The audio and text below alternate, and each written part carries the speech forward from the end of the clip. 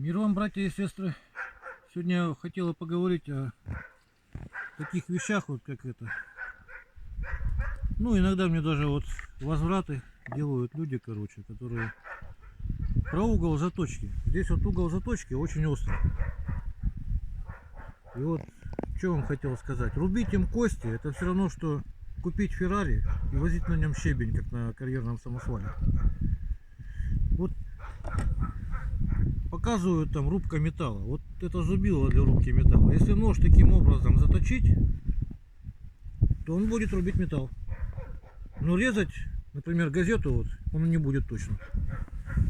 Далее, короче, вот есть у меня пчах. У него тоже вот угол заточки, наверное, сопоставим, даже немножко острее здесь. И вот, если я буду этим пчахом узбекским вот так вот строгать рог, он замнется. Это я уже пробовал, вот я не хочу сейчас его мять, чтобы потом переправлять. Здесь же этот нож выдерживает такие нагрузки. То есть, если вы случайно заденете косточку, ему ничего не будет. И можно даже там вот, ну, грудину, например, вот, просто, если надо прорезать, просто в обух уперлись и надавили. И прорежет он кости. Далее, короче. Вот, если бы я сделал такую вот заточку, да, на ноже, такой угол заточки, как на зубиле, можно было бы им рубить металл, но вот дерево бы он так не строгал. Это то есть 100%, но не урезался бы он вот так вот.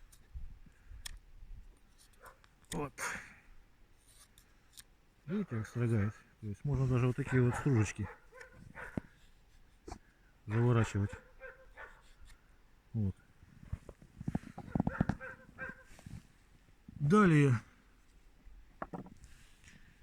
Вот по этому пчаку хотел сказать, короче. Если я буду им рог вот так же строгать, он замнется. Но на кухне он себя просто вот лучше не придумаешь. Серьезно. Продукты он режет, со своим делом вполне справляется. Я этот нож очень люблю.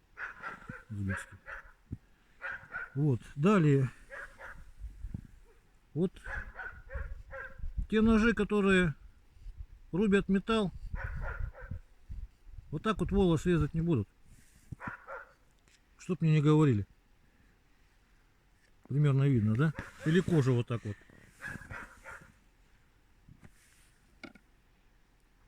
Кожу вместе с волосом, пожалуйста. Ну, Ванесса, бери, кушай. Собачки любят вот эти вот хвосты. Это я на ножны использую их. Вот видите, на весу кожу режет. Чтоб аккуратно.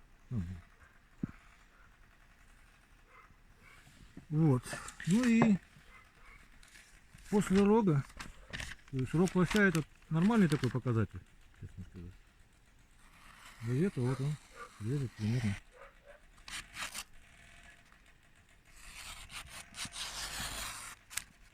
Примерно так.